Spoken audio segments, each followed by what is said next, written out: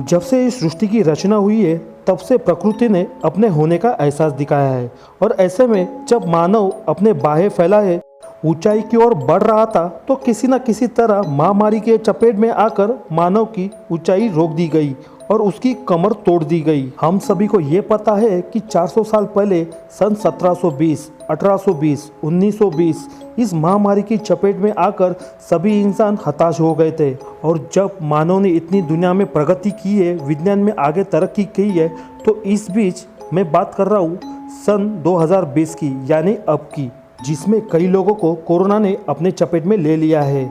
कई लोगों की तो मौत हो चुकी है, कई लोग इसमें इन्फेक्टेड हो चुके हैं और कई लोग इससे जूझ रहे हैं और इस बीच कई देश इकट्ठा होकर इसके ऊपर वैक्सीन निकालने की कोशिश कर रहे हैं। आज मैं आपके सामने इसी कॉन्सेप्ट के आधारित एक वेब सीरीज लेकर आया हूं और जिसका नाम है द लास्ट शिप। साल 2014 में आई ये वेब सीरीज लोगों ने काफ़ी पसंद की थी और इसकी IMDb रेटिंग है 7.5 आउट ऑफ 10। तो बिना ज़्यादा वक्त गवाए सीजन फर्स्ट के एपिसोड फर्स्ट की शुरुआत करते हैं।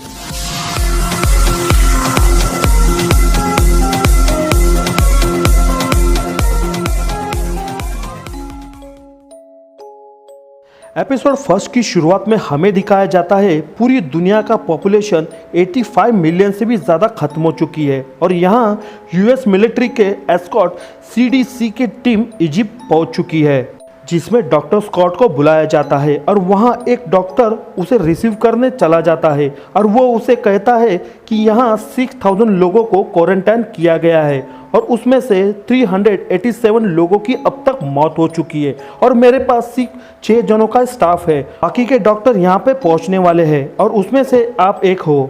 डॉक्टर स्कॉट कैंप के अंदर पहुंच जाती है और वो लोगों की हालत देखकर काफ़ी परेशान हो जाती है। तभी वहाँ का एक लोकल डॉक्टर उसे ये कहता है कि ये वायरस अभी अभी यहाँ पर आ चुका है और इसके बारे में हमें कोई भी जानकारी नहीं है।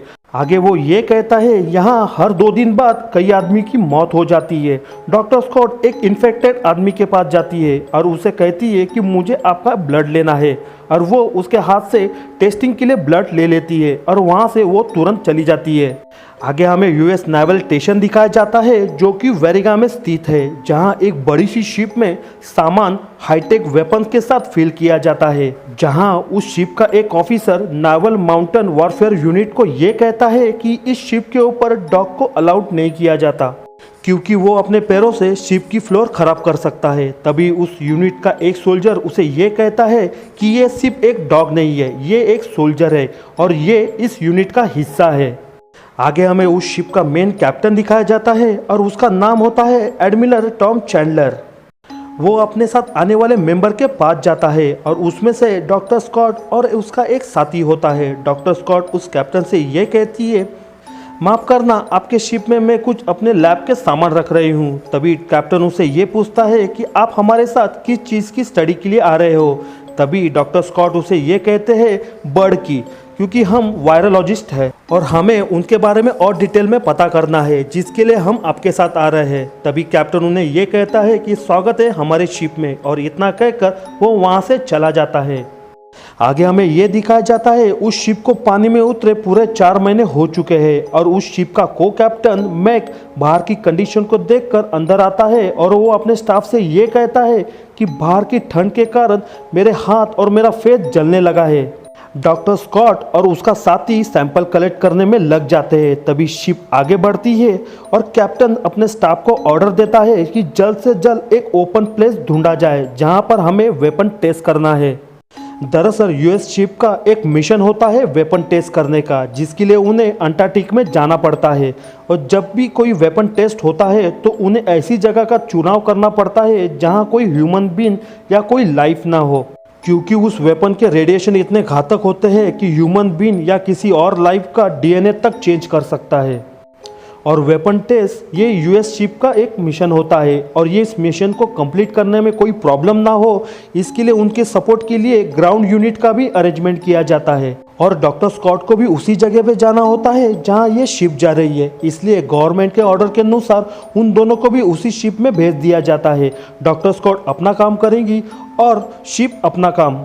डॉक्टर स्कॉट और उसका साथी एक सीक्रेट मिशन पे काम कर रहे होते हैं और इस सीक्रेट मिशन के बारे में उस शिप का मेन कैप्टन से लेकर वहाँ पे मौजूदा किसी भी मेंबर को इस चीज़ की भनक तक नहीं होती। और ये सीक्रेट मिशन क्या है ये हमें आगे पता चलेगा। कैप्टन के ऑर्डर अनुसार एक ओपन स्पेस ढूंढा जाता है जहां वेपन टेस्ट का मिशन सक्सेसफुली कंप्लीट हो जाता है। मिशन सक्सेसफुली कंप्लीट होने की वजह से क्रू के सभी मेंबर खुश हो जाते हैं। तभी कैप्टन उन्हें ये कहता है इन सब की रिपोर्ट सिग्नल मिलने पर ईमेल के थ्रू भेज दिया जाएगा। सभी को मेरे तरफ से खूब सारी बधाइयाँ। हमने इस मिशन के लिए पूरे 4 महीने का वेट किया है। अब मैं आप सभी से ये कहना चाहता हूँ कि हम अब घर वापसी के लिए तैयारी कर सकते हो। उसके बाद कैप्टन वायरलेस के थ्रू डॉक्टर स्कॉट को फिर से शिप में लौटने का ऑर्डर देते हैं और इसके लिए 2 सोल्जर को वहां भेज दिया जाता है जहां डॉक्टर स्कॉट और उसका पार्टनर काम कर रहा होता है।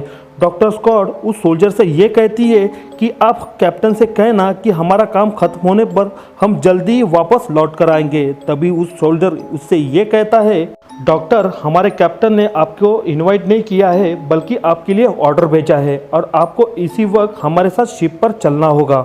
और इस वजह से मजबूरन डॉक्टर को शिप पर लौटना पड़ता है। उसके बाद वो तुरंत कैप्टन से आकर मिलती है और उसे पूछती है कि आपने सोल्जर के पास ऑर्डर भेजा था मुझे वापस लाने के लिए। तब वो आगे कहती है कि हम भी अपना काम कर रहे थे और हम जिस चीज़ को खोज रहे हैं हम उसके बेहद करीब है।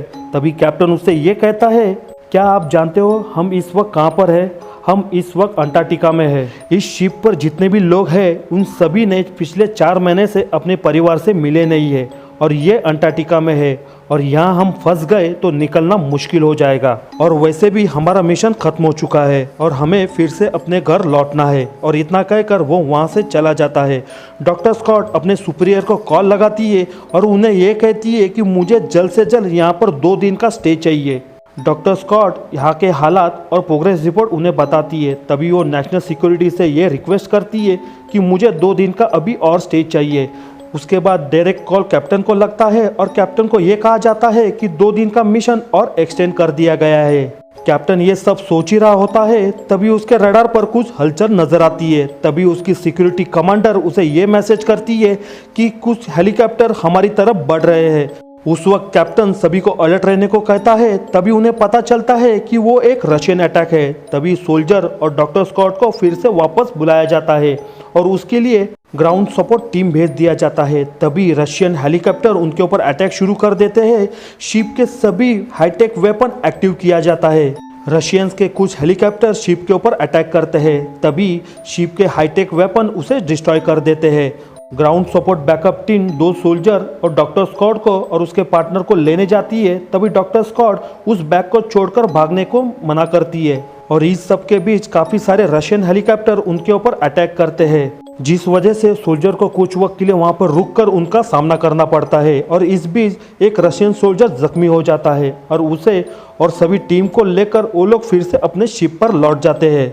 और रशियन सोल्जर उन्हें द क्योर कहता है और वो दम तोड़ देता है। कैप्टन उसी गुस्से में डॉक्टर स्कॉट के पास जाता है और उन्हें पूछता है कि इस बैग में आखिर है क्या और हमारे पीछे रशियन क्यों लगे हैं, आखिर तुम यहाँ पर करने के आई हो। तभी डॉक्टर स्कॉट उसे कहती है कि बिना मेरी इजाज़त तुम इस बैग को छू नहीं सकते। तभी कैप्टन उसे गुस्से में ये कहता है कि इस बैग में आखिर है क्या और रशियन सोल्जर हमारे पीछे क्यों लगे हैं। कैप्टन आगे कहता है कि तुम हमसे कुछ छुपा रही हो और मैंने पहले ही कहा था कि हमसे कुछ भी बात छुपाना मत। और ये क्योर क्या है? तभी डॉक्टर स्कॉट उसे ये कहती है कि मैं तुम्हें नहीं बता सकती। कैप्टन फिर गुस्से में आता है और उसे कहता है अगर तुम मुझे कुछ नहीं बताओगी तो मैं इस बैग को अभी इसी वक्त बाहर फेंक दूंगा। तभी मजबूरन डॉक्टर स्कॉट को इन सब के बारे में कैप्टन को बताना पड़ता है और वो ये कहती है कि आज से 7 महीने पहले एक वायरस को खोजा गया और हमने उसका पता लगाया, लेकिन हम उसके जेनेटिक के बारे में और उसके स्ट्रक्चर के बारे में ही पता लगा पाए और इससे आगे हमें कुछ भी जानकारी नहीं है। लेकिन ये वायरस गांव-गांव को ख़त्म कर रहा है। जो भी इसके संपर्क में आता है वो इमीडिएटली यहाँ से इन्फेक्टेड हो जाता है। इजिप्ट में तो हर 2 दिन बाद कई लोगों की तो मौत हो जाती है। और ये वायरस इतना खतरनाक है कि इसकी टेस्टिंग के लिए CDC और WHO ने दोनों ने वायरस के सैंपल भी लिए थे और उसके ऊपर वैक्सीन बनाने की कोशिश भी की, लेकिन वो बदकिस्मती से नाकामयाब हो गए और सभी देशों की नज़र अब मुझ पर टिकी है और मैं यहाँ पर इसी चीज़ के लिए आई हूँ कि इस वायरस का पता लगा सकूँ। कैप्टन उसे पूछता है तो बर्ड क्या है? तब वो कहती है कि बर्ड तो एक जरिया है वायरस को एक जगह से दूसरे जगह पे फैलाने का, और इसके सैंपल मुझे अंटार्कटिका के बर्फ के नीचे मिल चुके हैं। कैप्टन उसे कहता है कि तुम इसे रोकना चाहती हो। तभी वो कहती है फिलहाल तो मैं ये कह नहीं सकती, क्योंकि जब तक मैं इसकी टेस्टिंग लैब में नहीं करती तब तक मुझे ये पता नहीं चलेगा कि मैं इसे रोक सकूंगी कि नहीं, और टाइम निकलता चला जा रहा है और वायरस पूरे देश में फैलता जा रहा है। तभी कैप्टन उसे पूछता है यहाँ के सिग्नल सारे बंद हैं, लेकिन तुम्हें ये सब कैसे पता चल रहा है कि शहर के हालात के बारे में? डॉक्टर स्कॉट उसे कहती है ये सिग्नल इसके लिए बंद है क्योंकि मेरे सैटेलाइट फ़ोन चालू रह सके। कैप्टन उसे कहता है इस मिशन के बारे में एमकॉम के सिवा और किसी को पता नहीं है, इस पोजीशन के बारे में और इस लोकेशन के बारे में। तब डॉक्टर स्कॉट उसे ये कहती है एमकॉम का मिशन दरअसल ये मेरा है और ये मेरे निगरानी में हो रहा है, ना ही आपकी निगरानी में। ये मिशन दरअसल मेरा है, आप इसे अपना समझ रहे हो, और इसके ऑर्डर और कहीं से नहीं सीधे व्हाइट हाउस से मिले हैं। तब कैप्टन उसे पूछता है तो फिर रशियन आर्मी हम पर अटैक क्यों कर रही है? डॉक्टर स्कॉट उसे कहती है हो सकता है हमारे डिपार्टमेंट में कोई ऐसा हो जिसने ये बात लीक की है कि हम मिशन के तौर इस मेडिसिन को खोजने यहाँ पर आ चुके हैं। डॉक्टर स्कॉट आगे कहती है ये वायरस का फेज 2 है और इसने अभी तक छोटे छोटे शहरों को अपना टारगेट बनाया है, और आप और हम ये नहीं चाहेंगे कि इसका लेवल 6 हो। इसका मतलब आप जानते हो ग्लोबल पैंडेमिक, पूरी दुनिया तबाह हो जाएगी। अभी तक इस वायरस ने 80% लोगों को इन्फेक्टेड कर चुका है और आप और हम ये नहीं चाहेंगे कि इसका आगे और सिलसिला चलता रहे। इसे हमें जल्द से जल्द रोकना होगा। कैप्टन उसे कहता है इसका मतलब यह है कि पूरी दुनिया की सिक्योरिटी आप दोनों को बचाने में लगी है। डॉक्टर स्कॉट कहती है कि सभी को ये लगता है कि मैं कुछ कर सकती हूँ। तभी को कैप्टन से ये कहता है कि आपसे सीधे प्रेसिडेंट बात करना चाहते हैं। उसके बाद कैप्टन सीधे प्रेसिडेंट से बात करने जाता है। तब उन्हें ये पता चलता है कि 2 महीने पहले उनकी मौत हो चुकी है और वाइस प्रेसिडेंट ने हाल ही में अपना कमांड हाथ में लिया है। तभी कैप्टन को यह पता चलता है व्हाइट हाउस के 2 फीट की सभी जगह को सील कर दिया गया है। डॉक्टर स्कॉट इसकी वैक्सीन ढूंढने वहां पर पहुंचे हैं। कैप्टन उन्हें कहता है कि हम पर रशियन अटैक हो चुके हैं। तभी कैप्टन को ये पता चलता है रशियन तो पहले ही यूएस गवर्नमेंट के खिलाफ है और उन्होंने अभी तक कोई रिप्लाई नहीं दिया है, तो जाहिर सी बात है कि वो इस मिशन को रद्द करने की कोशिश करेंगे। कैप्टन उन्हें कहता है कि हमारे फैमिली का क्या, उन्हें कौन प्रोटेक्ट करेगा? तब मैडम उसे ये कहती है कि हम कोशिश कर रहे हैं कि उन्हें जल्द से जल्द उस जगह से निकाल कर किसी सेफ जगह पर पहुंचा दिया जाए। मैडम उनसे ये कहती है कि हालात इतने खराब हो चुके हैं कि वहाँ के लोकल पुलिस से लेकर लोकल पब्लिक तक सभी लोग इन्फेक्टेड हो चुके हैं और कई लोग की तो मौत हो चुकी है। शिप के दोनों कैप्टन न्यूज चलाकर देखते हैं। तब उन्हें यह पता चलता है कई लोग इन्फेक्टेड हो चुके हैं और कई लोगों को तो क्वारंटाइन कर दिया गया है और कई लोगों की तो मौत हो चुकी है, और इसमें कई लोग अपने आप को बचाने के लिए यहाँ वहाँ भटक रहे हैं। को कैप्टन अपने कैप्टन से ये पूछता है तो वेपन टेस्ट का क्या? तब कैप्टन उसे ये कहता है वेपन टेस्ट तो एक जरिया था इस मिशन को छुपाने का। पूरी दुनिया की नज़र अब इस स्टेट पे है और यूएस गवर्नमेंट ने ही डॉक्टर स्कॉट को यहाँ पर हमारे साथ भेजा है ताकि वो यहाँ पर आकर वैक्सीन खोज सके। तब मैक उन्हें ये कहता है तो क्रू से हम क्या कहेंगे? तब कैप्टन उसे ये कहता है कि उन्हें सब कुछ सच सच जानने का हक है, हम उसे सब कुछ सच बताएंगे। उसके बाद कैप्टन के ऑर्डर से सभी लोग असेंबल हो जाते हैं और कैप्टन सभी को सच बता देते हैं। उसके बाद सभी लोग अपने घर पे कॉल करने की कोशिश करते हैं, लेकिन कोई भी कॉल रिसीव नहीं करता, जिस वजह से सभी लोग परेशान हो जाते हैं। तभी मैक काफ़ी परेशान होकर कैप्टन के पास आता है और उन्हें यह कहता है कि मेरे घर पर सोल्जर गए थे लेकिन वहाँ पर मेरा बेटा नहीं मिला। कैप्टन उसे धीरज देता है और उन्हें कहता है कि तुम एक जगह पे बैठ जाओ, सब कुछ ठीक हो जाएगा। और तभी कैप्टन को उसकी कमांडर ऑफिसर ये कहती है कि मैसेज मिल रहे हैं कि न्यूक्लियर बॉम्ब को छोड़ दिया गया है, और कैप्टन सभी को अलर्ट रहने को कहता है और देखते देखते वो न्यूक्लियर बॉम्ब सामने वाले शहर को पूरा का पूरा तबाह कर देता है, जिस वजह से शिप की सभी लाइट बंद हो जाती है। कैप्टन सभी को ऑर्डर देता है कि जल्द से जल्द जनरेटर चालू कर दिया जाए और सभी लोग काम पर लग जाते हैं। तब उन्हें यह पता चलता है कि शिप का एक फ्यूज उड़ चुका है और कमांडर एक फ्यूज लेकर वहां पर आता है और वो कैप्टन से ये कहता है कि ये फ्यूज लगाने के लिए किसी को तो वहां पर पकड़कर होल्ड करना होगा।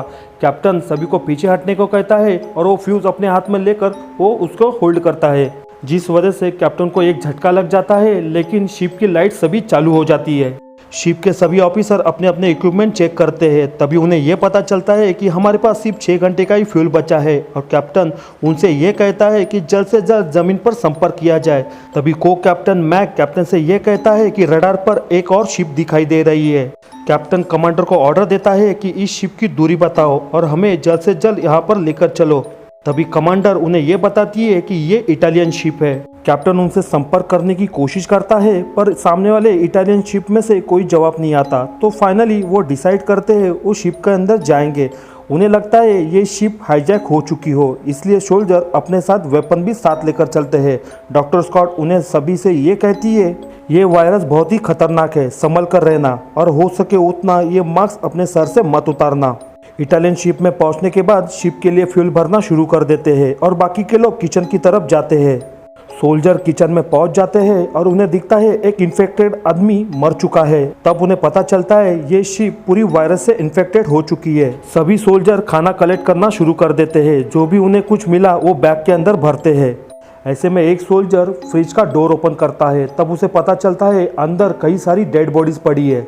बाकी के सोल्जर शिप के दूसरी तरफ जाते हैं। तब उन्हें यह पता चलता है कि ये शिप क्वारंटाइन शिप है।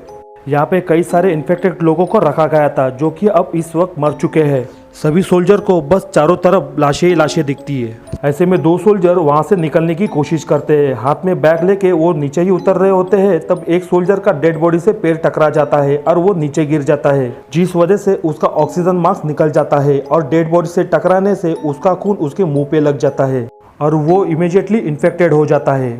तभी उसका साथी उसे अपने साथ चलने को कहता है और वो मना कर देता है। वो आगे कहता है कि अगर मैं शिप में चला गया तो पूरी की पूरी शिप वायरस से इन्फेक्टेड हो जाएगी, जो कि मैं नहीं चाहता। तभी वो गन से अपने आप को शूट कर देता है और ये सब देखकर सभी लोग हैरान हो जाते हैं।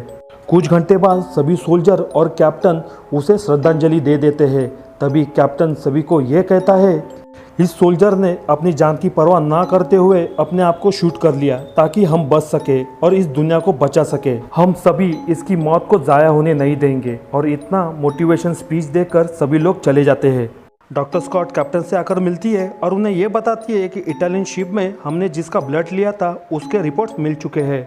वो आगे कहती है ये वायरस कुछ अलग तरह से काम करता है, मतलब ह्यूमन बॉडी के अंदर जाने के बाद ये ज़्यादा डेंस होते जा रहे हैं। कैप्टन उसे कहता है लगता है कोई इसे वेपन की तरह यूज़ कर रहा है। डॉक्टर कहती है शायद हो सकता है, मुझे ये पता नहीं चल रहा है कि मैं इसे रोकूं कैसे, क्योंकि सभी वायरस के कुछ अलग केस होते हैं और सभी के एक कोड होते हैं और उसे ब्रेक करने के बाद हम इसके ऊपर वैक्सीन बना सकते हैं, लेकिन इस वायरस का कुछ अलग है। वो आगे कहती है कि बनाने वाले ने इस वायरस को इस तरह से डिज़ाइन किया हुआ है कि कोई इसके कोड ब्रेक ना कर सके और उसके ऊपर कोई वैक्सीन ना निकाल सके।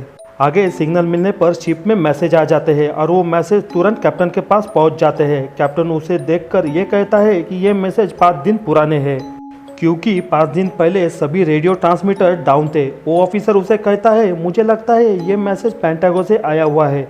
कैप्टन उसे कहता है मैं यूएस प्रेसिडेंट से बात करता हूँ, जो कि अब इस वक्त बंकर में है। शिप का एक कमांडर कैप्टन से आकर ये कहता है कि पेंटागन स्टेशन से कुछ भी मैसेज नहीं आ रहे हैं। फिर आगे उन्हें ये पता चलता है कि प्रेसिडेंट बंकर में नहीं है। सभी लोग परेशान हो जाते हैं। कैप्टन फ्रस्ट्रेट हो जाता है और सीधे डॉक्टर स्कॉट से मिलने उसके लैब चला जाता है और उन्हें आकर ये पूछता है क्या सच में कोई वैक्सीन बन सकती है और वो भी इस शिप में। उसके बाद कैप्टन मैक से आकर बात करता है और उन्हें ये पूछता है क्या तुमने आज की न्यूज़ देखी। मैक कहता है हाँ मैंने न्यूज़ देखी। मैक कहता है चारों तरफ वायरस से तबाही मच चुकी है और ऐसे में हम सबको अभी अपने घर जाना चाहिए। तभी कैप्टन उसे ये कहता है ये गलत डिसीजन होगा, क्योंकि आज जो हम सेफ है जो इस पानी में चल रहे शिप के वजह से। मैक कहता है ऐसी स्थिति में सभी को अपने परिवार से मिलने का हक है। पूरा क्रू परेशान है क्योंकि वो अपने परिवार के साथ अब इस वक्त नहीं है। कैप्टन कहता है मैं ऐसे होने नहीं दूंगा और मैं इस शिप का मेन कैप्टन हूँ। कैप्टन कहता है कि मैं अपने क्रू का मोरल डाउन होने नहीं दूंगा और तभी वो कंट्रोल रूम में जाते हैं और कमांडर से ये कहते हैं कि शिप का इंजन लेफ्ट की तरफ घुमा दो। तभी कैप्टन सभी क्रू मेंबर से ये कहता है कि हमारा घर पर कोई संपर्क नहीं हो पा रहा है और अमेरिका के पास इससे अच्छा बहाना नहीं है कि इस मिशन को आगे बढ़ाने का। पूरा देश वायरस की चपेट में पड़ा है और ऐसे में पूरी दुनिया की नज़र इस शिप पर है। कैप्टन आगे कहता है 4 महीने पहले इस शिप का हर एक मेंबर यूएस नेवी का था, लेकिन अब कुछ और है। सभी की उम्मीद इस शिप पर है, आने वाले भविष्य की, फैमिली की, आने वाले सभी मानव जाति की, क्योंकि डॉक्टर स्कॉट इसके ऊपर वैक्सीन ढूंढने में लगे हुए हैं और ये एक अच्छी जगह है यहाँ पर रुकने की, डॉक्टर के लिए और हम सभी के लिए। और मैं ये चाहता हूँ कि मैं यही रुकूंगा, पानी के बीचों बीच। पहले ही हमने बहुत कुछ खो दिया है पर अब नहीं, लेकिन मैं ये फैसला अब पर छोड़ता हूँ, अब तुम क्या चाहते हो। और इतना कहकर वो अपनी स्पीच कंप्लीट कर देता है। कैप्टन की इस मोटिवेशन स्पीच सुनकर सभी लोग फिर से एक बार मोटिवेट हो जाते हैं। आगे हमें शिप में बनाई हुई लैब दिखाई जाती है और वहाँ डॉक्टर स्कॉट का एक हेल्पिंग पार्टनर कॉल पर बात कर रहा होता है और वो ये कहता है कि ये शिप अमेरिका नहीं रुकेगी, लेकिन मैं कोशिश करूँगा इसे रोकने की। और इसी के साथ सीजन 1 का एपिसोड फर्स्ट कंप्लीट हो जाता है। वीडियो अगर पसंद आया हो हमारे चैनल को सब्सक्राइब करना, बेल आइकन प्रेस करना, साथ ही लाइक, कमेंट और शेयर करना।